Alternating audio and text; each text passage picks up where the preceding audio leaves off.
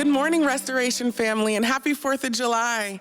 We're so glad that you have decided to join us here this morning. And as you can see, our worship team are together this morning, doing our part in socially distancing, but we are just so excited that we can come together in this small way and share with you guys. And grab your comfiest chair, sit down as we turn and worship our Lord.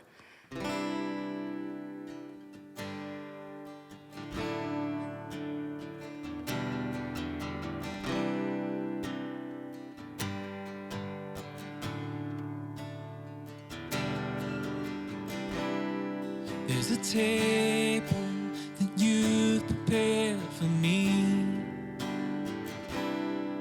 in the presence of my enemies. It's your body and your blood you shed for me.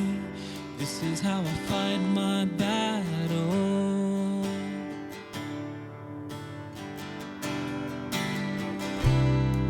There's a table that you prepared for me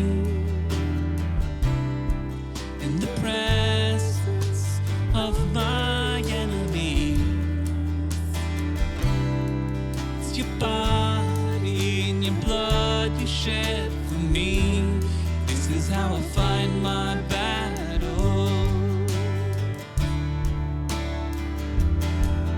And I believe you've overcome, and I will lift a song of praise for all you've done.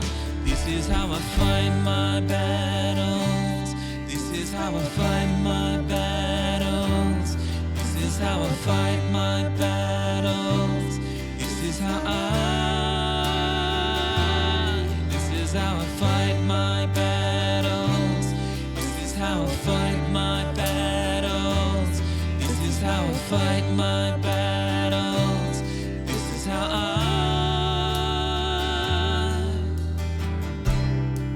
in the valley, I know that you're with me, and surely your goodness and your mercy follow me. So my weapons are praise and thanksgiving. This is how I fight my battle. And I believe you've overcome, and I will lift my song of praise for all you've done. This is how I fight my battles. This is how I fight my battles. This is how I fight my battles. This is how I fight my battles. This is how I fight my battles. This is how I fight my battles. This is how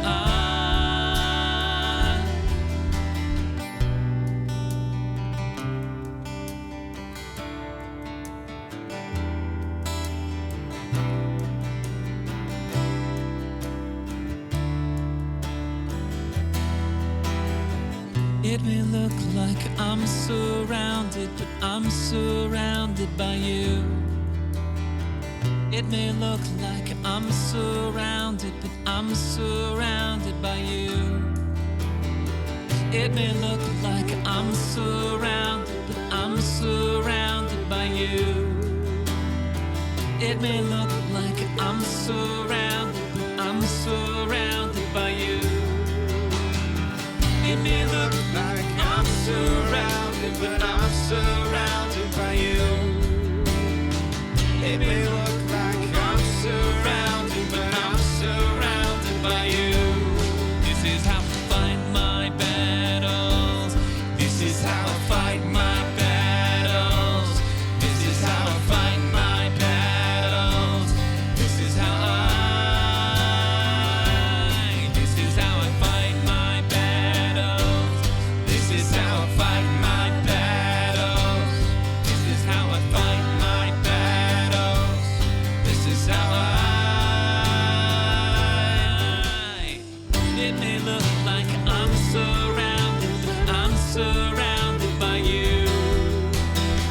It may look like I'm surrounded, but I'm surrounded by you.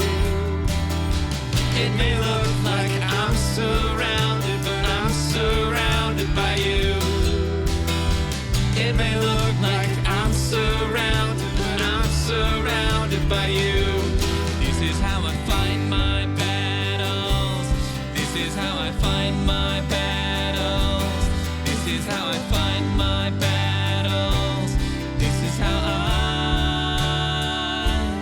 This is how I fight my battles. This is how I fight my battles. This is how I fight my battles. This is how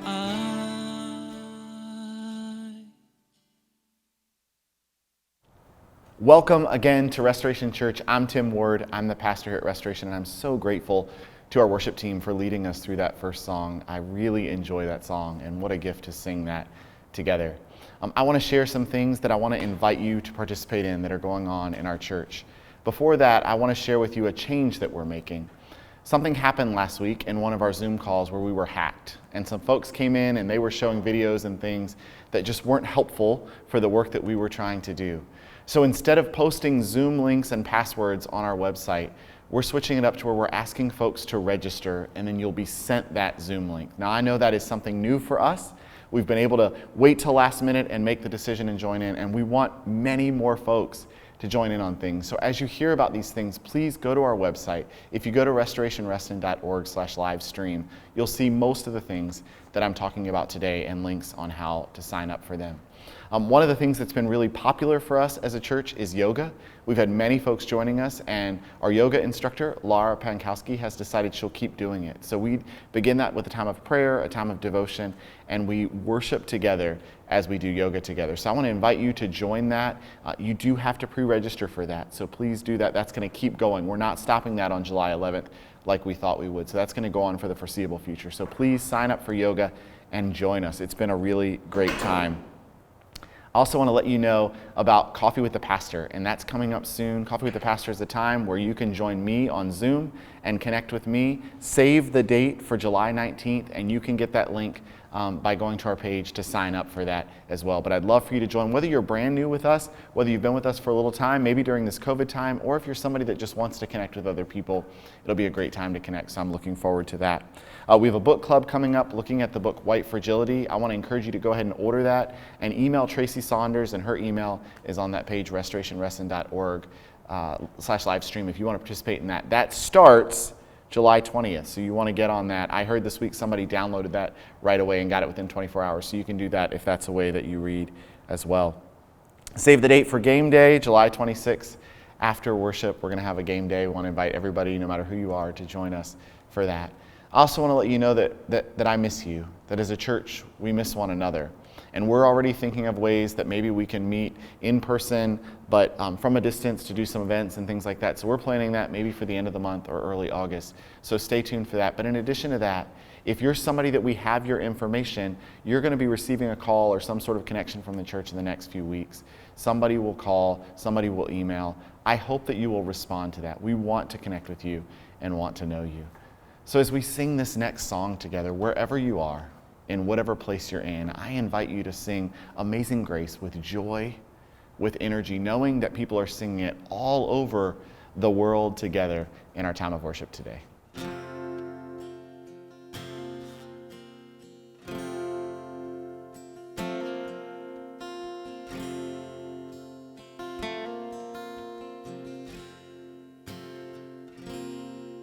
Amazing grace, how sweet the sound that saved a wretch like me. I once was lost, but now I'm found. Was blind, but now I see.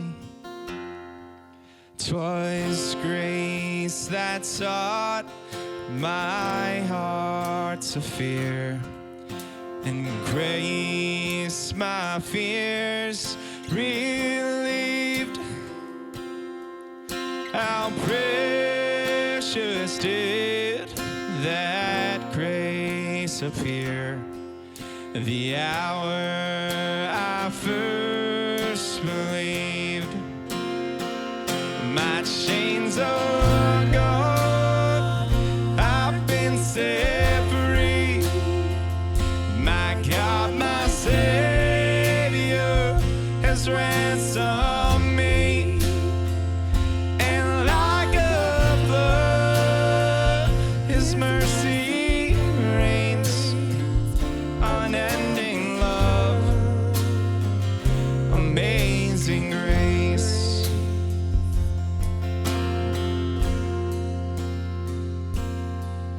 The Lord has promised good to me. His word my hope secures. He will my shield and portion be, as long as life endures.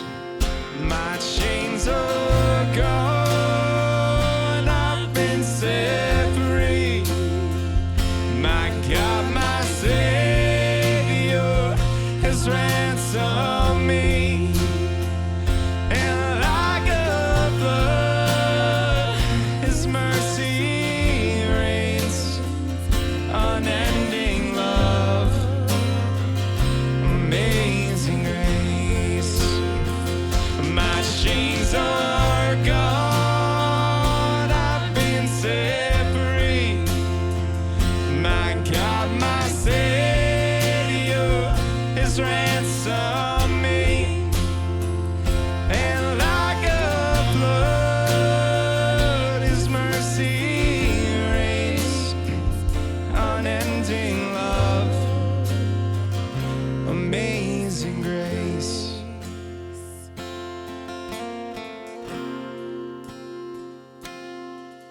The earth shall soon dissolve like snow.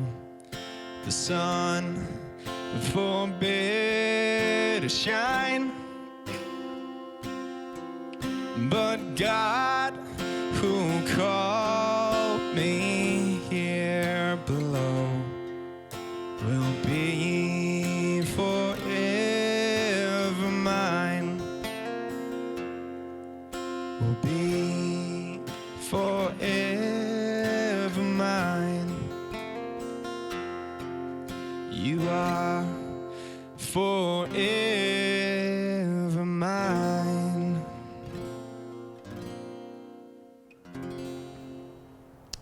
Just a couple more quick things I want to share with you before we have a time where you can let us know that you're here and before a time of your generosity in giving. One thing I want to let you know about is we do have resources on our website to learn more and to grow more in becoming an anti-racist church. If you go to our main page, restorationreston.org, down at the bottom, you can click on a button there and it gives you podcasts and movies and books to read. I hope that we're continuing to grow as a church. If you have kids, we have many, many things going on in the life of our community for kids. If you go to restorationreston.org/kids, you can also go to restorationreston.org/kidsinfo and sign up. We have camp starting this week, so pray for our Skywatchers kids. We've got 47 kids signed up for that, and we also have a cooking camp coming up in August. So all that information is out there, but I hope that you'll participate and sign up if you have kids. I know for us and our family, it's been a time where we're trying to figure out ways to engage our kids and get them doing things. We continue to be a support to our community. If you go to restorationreston.org/support, you'll see ways that we're connecting with the needs of folks in our community. So please go to that.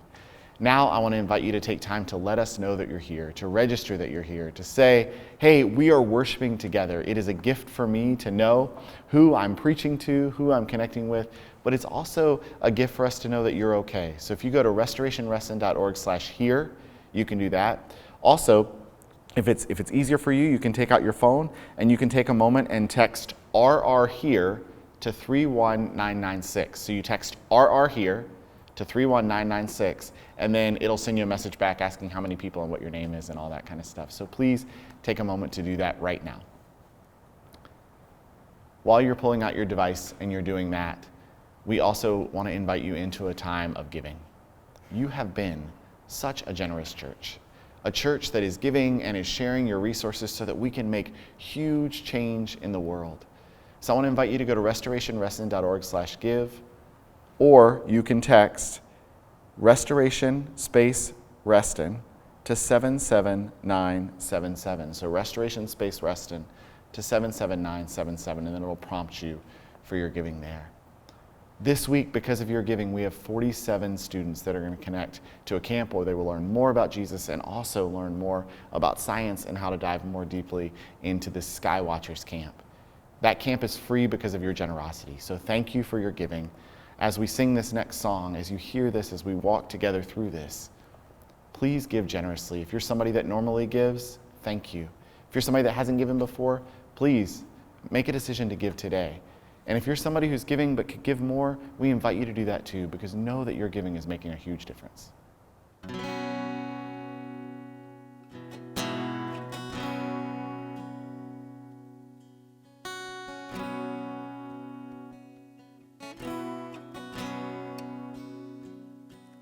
Lord, I come, I confess, bowing here, I find my rest, and without you, I fall apart.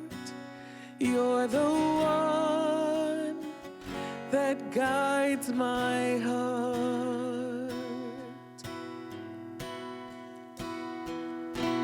Lord, I need you. Oh, I need you. Every hour I need you. My one defense, my righteousness. Oh God, how I need you.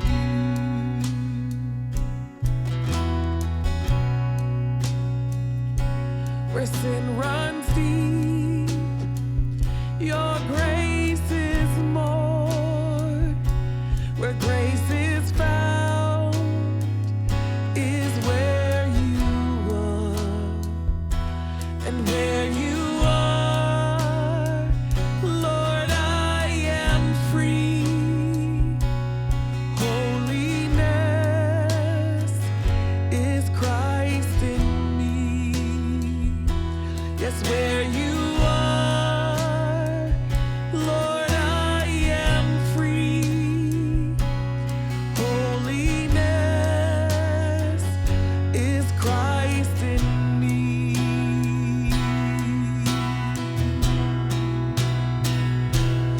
Lord, I need you. Oh, I need you. Every hour I need you. My one defense, my righteousness.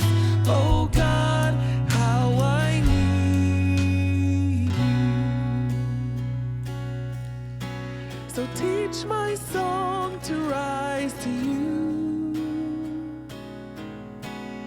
When temptation comes my way, and when I cannot stand, I'll fall on you. 'Cause Jesus, you're my hope and stay. And when I cannot stand, I'll fall on you. 'Cause Jesus, you're my hope and stay.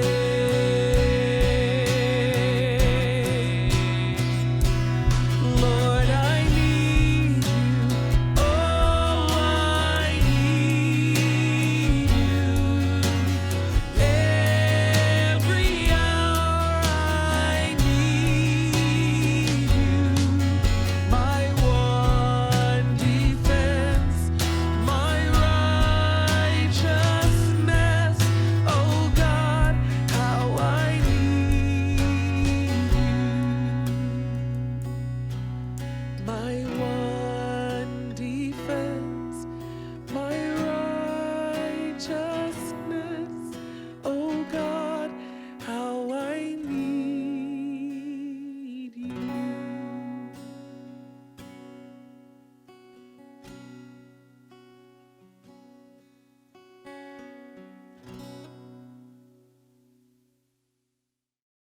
Good morning, Restoration Church.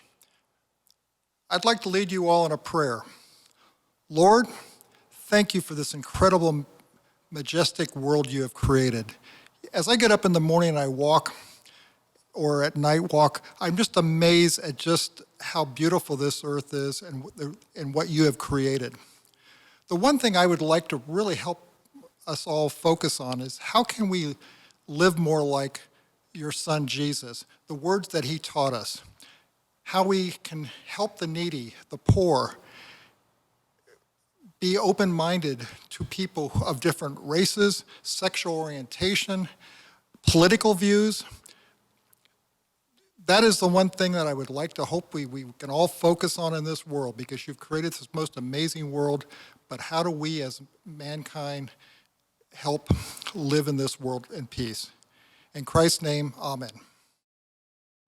Do you accept the freedom and the power God gives you to resist evil, injustice, and oppression in whatever forms they present themselves? What a loaded question. It's July 4th weekend. It's a time when we celebrate freedom. It's a time when we celebrate America's freedom. It's a weekend where we're reminded about the freedom that we have to come and to worship God. We celebrate the fact that America is free, that we're not under the rule of the King of England. We celebrate the words that come from the Declaration of Independence. We hold these truths to be self-evident, that all men are created equal, that they are endowed by their Creator with certain unalienable rights, that among these are life, liberty, and the pursuit of happiness.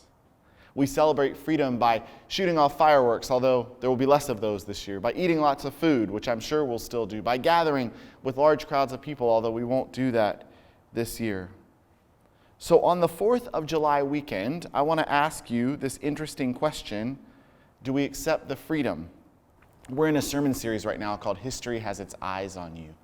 And in this sermon series, we thought it was really important during this time of pandemic and during this time of lots of conversation about race and the marches and the riots and all of the conversation. We thought this was going to be a really, really important moment in history. And we wanted to take time, too, to journey through looking at history, but also the baptismal questions that we ask, because I think they really apply to this time. And how do we live a life that honors God and that reveals Christ to people during this season? How does history look back on this time and say, they lived a life that pushed us forward in a way that led to this freedom that we're discussing today? So today, the question that we're looking at is the question from the baptismal questions that we ask: do you accept the freedom and the power God gives you to resist evil, injustice, and oppression in whatever forms they present themselves?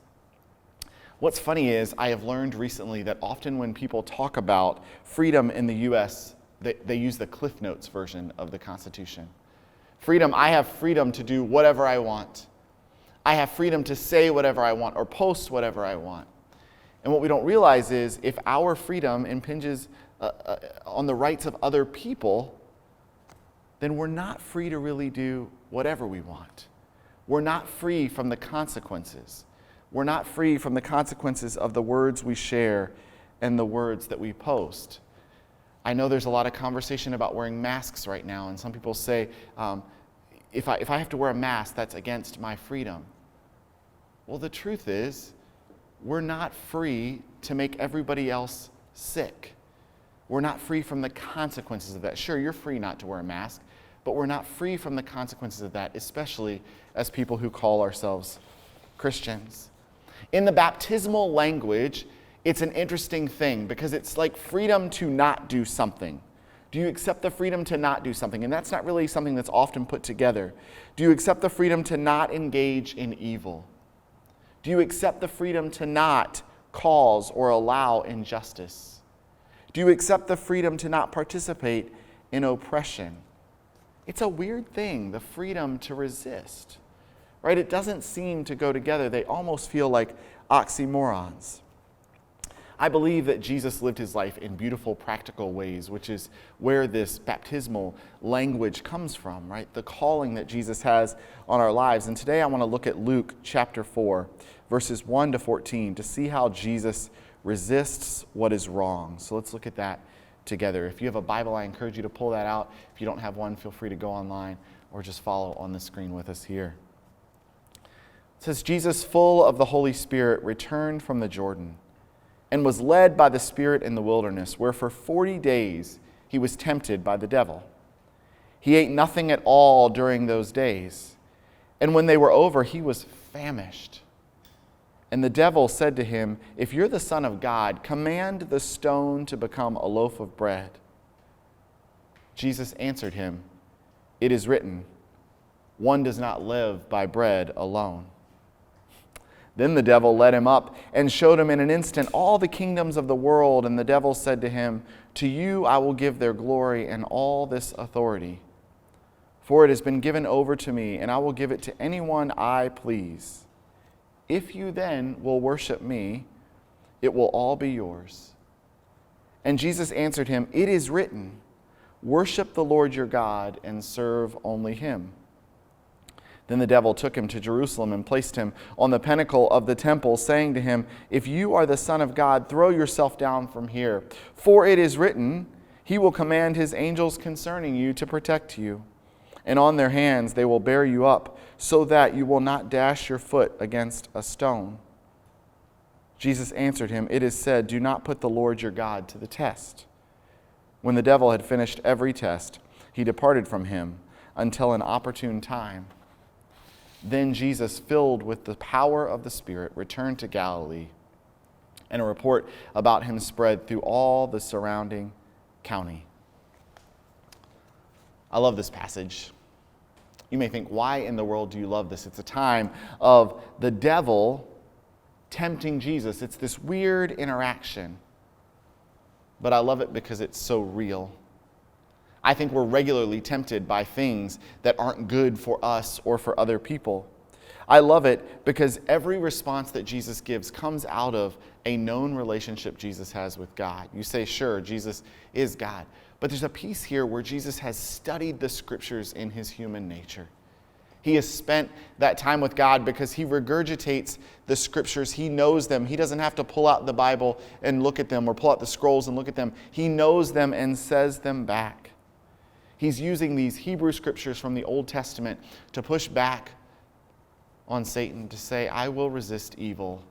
I will resist oppression.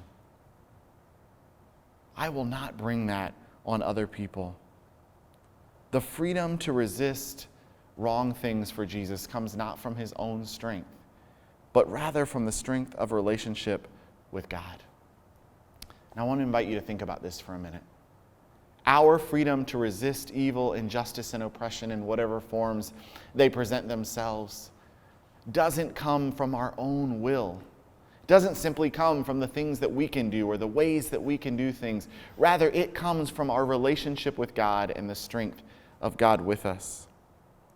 I was reading some pieces of John Meacham's book, The Soul of America, recently, and if you haven't read that book, I want to encourage you to read it. It was really helpful to me and really interesting. And in the introduction, he tells this story of American freedom that really hit home for me. And part of the reason that it hit home for me is it's based on an event that happens in 1948 in Charlottesville, Virginia. And I went to school in Charlottesville, Virginia. And he talks about this meeting, this big meeting that happened in Cabell Hall. And Cabell Hall is a building where I took courses and I had music class and I went to many concerts in. So a place that I was very familiar with as I was reading this story. But in 1948, there was a segregationist candidate named Strom Thurmond. And he was part of the Dixiecrat platform. And he's there, and he's a senator from South Carolina, and he's running against Harry Truman at the time. And he's gathering these people up because he wants to stand against Harry Truman and his civil rights program. And his speech that night got applause from everybody that was there and was listening to him. It included a push, this is in 1948, that no army in the world was going to make them allow black people into their theaters, their swimming pools, their homes, and yes, their churches. Since the earliest of times, Christians have claimed to stand up against this sort of injustice. And in fact, this language that we read today was adopted in 1946, so just 2 years before this, which I find fascinating, that the Methodist Church said, we will stand up against evil and oppression and injustice. But this happens at this event. Now I want you to fast forward 70 years, almost to the month.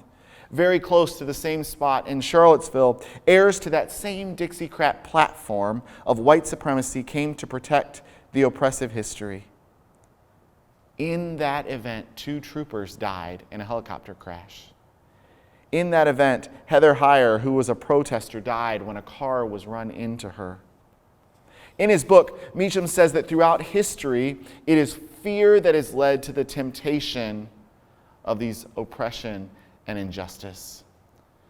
When asked, Dr. Lisa Seacrest said in our meeting when we were together, she said, she was asked, what leads to continued oppression? And she said, what leads to oppression, evil, and injustice is fear. And that seems to be what's going on in these places. These places where the incident happens in Jesus' life, these places in this passage in Luke, have great significance. They occur in 2 places, the wilderness and in Jerusalem. If you know anything about the wilderness, it's the place where God led the people who came out of Egypt after they were being, yes, oppressed. And they'd been so deeply oppressed and they were in slavery, and God led them out into the wilderness. And it was a place where they could get food and a place where they were protected by God, and God hung out with them over the cloud. And we often hear these words of like wandering in the desert. Think less of desert as we think about it today, and think about it where it was the place where there was food and there was abundance for animals to go and be fed. But the place where God was in the wilderness. So that's a really important part of the wilderness. Now the second location in the story is the city of Jerusalem. And I had the opportunity to go with some folks from our church last October and November to Jerusalem. And when we were there, we learned again that it was the place of great power. It was the place where the temple was, where people would come and they would gather for worship. And the place of power and worship is where this final temptation happens. I wonder how many times oppression and injustice and evil have happened in the midst of power. In the musical Hamilton, which follows the life of Alexander Hamilton, and hopefully you got a chance to watch that last night, or you will soon on Disney+. But it's the following the life of Alexander Hamilton and the starting of the United States of America as a free country. And if you watch it, if you've heard about the story, if you know anything about Hamilton, his life is not devoid of temptation and of evil. Hamilton seems to live this life where he's always balancing good and evil, just like many of us. Hamilton's living a life where he's trying to prove himself based on his background, where he's trying to take care of others as well. Make no mistake, his life is this life of balance. The closer, however, he gets to power, the closer he gets to problems.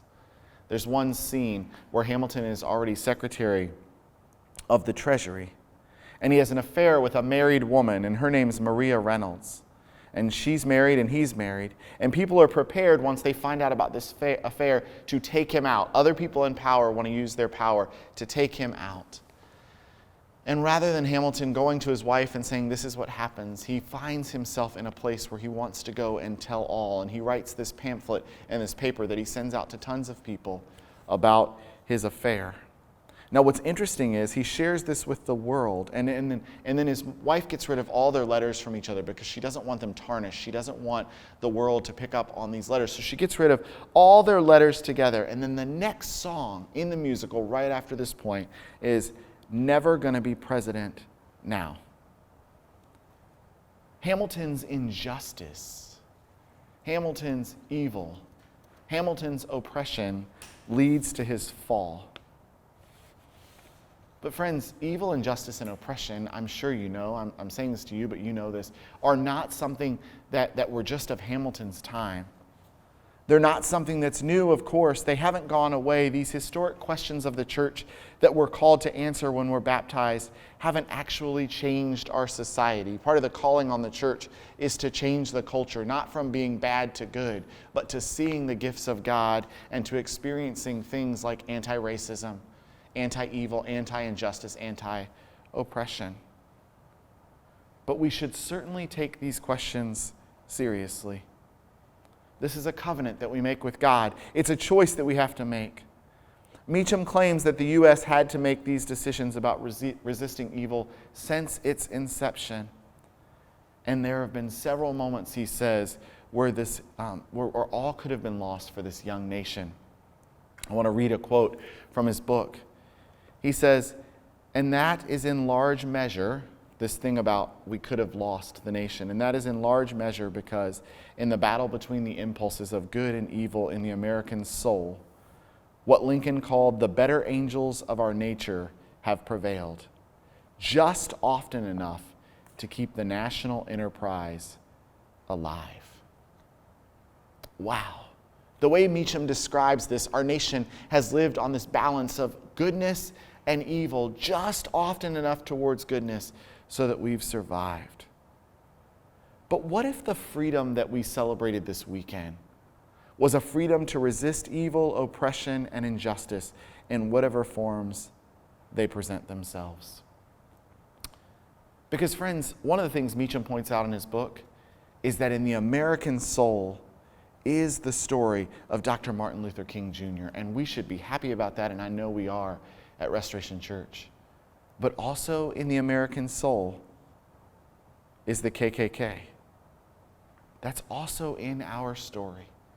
And that balance of good and evil live in the midst of our history. What Jesus shows in this temptation, in this passage, is that it's not enough to simply believe these things. Meacham says there's a significant difference between professing adherence to a set of beliefs and actually acting upon them. Standing before God and saying, "I promise I will choose to resist evil, oppression, and injustice," is powerful. But actually doing them is more powerful. Resisting them is more powerful than claiming we will. To do this, we have to do a few things. First, we have to gain the heart of Christ. In Philippians 2, the language is take on the attitude of Christ. This is a beautiful example in this passage where we see the attitude of Christ, one that doesn't seek power over others. Satan says, "I'll give you power over everything." And the truth is, Jesus is God, so he already had that power, but he didn't take that on. One that doesn't seek that power, one that doesn't seek to control or test God. The heart of Christ is about resisting evil. We have to spend time with Jesus to know that heart. Jesus gives that example in the text. He spent so much time with God. He spent so much time in the scrolls, in the Hebrew scriptures, that he knows God, and he shares that. The second thing is we have to learn from others what oppression means to them, what it feels like to them. At our workshop a few weeks ago, Dr. Lisa Seacrest Earhart was asked what things people do that feel oppressive to her. She didn't spend a long time talking about the ways that people use phrases like, "I don't see color," or "you're smarter than most black people." She didn't spend a lot of time talking about those, but she did mention those. But she pushed us to be in relationship with people who are different from us. Relationship with black people to ask them questions, to learn from them. Relationship with white people to ask them questions, to learn from them. Relationship with Asian Americans to learn from them. Relationships with people from the Latinx community to learn from them, to grow. There are things that are common knowledge, but there are other things that are harder for us to know, and we can't do that outside of relationship with other people. But finally, we have to choose. That language is really important. Covenant only works when we wake up every day and choose to live into it. I tell couples who I marry, who I'm going to do their wedding, when I do their wedding, I say, you have to choose every day to wake up and to love one another. Jesus made clear choices in Jerusalem and in the wilderness. At any moment, he could have let his guard down to eat. He could have allowed the human nature of himself to take over. At any moment, we could make these choices. At any moment, we could choose evil, injustice, and oppression. American freedom is something that's given to us by the Constitution. Our history is often not pretty when it comes to injustice, oppression, and evil. And the American story is this balance between brokenness and greatness. Friends, I'm not always proud of the history of the church, but I'm a person of hope. Let us not forget that within the American soul is the life of Martin Luther King Jr., the life of Dr. King that we can live into, but let us also not forget that in the heart of the American soul is you. You have the power to resist evil, injustice, and oppression. You have the freedom to change history, and if you use that power, it will change history. Friends, history has its eyes on you. The question is, what will you do with it?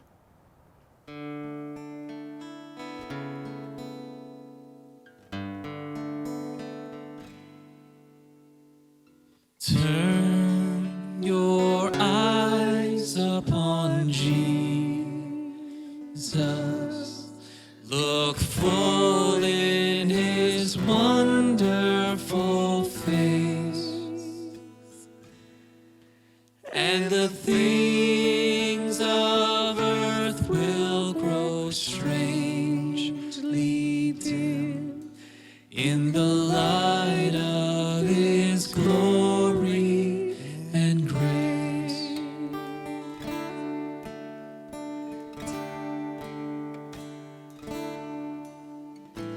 Turn your eyes upon Jesus. Look full in his wonderful face, and the things of earth will grow strangely dim in the light of his glory and grace.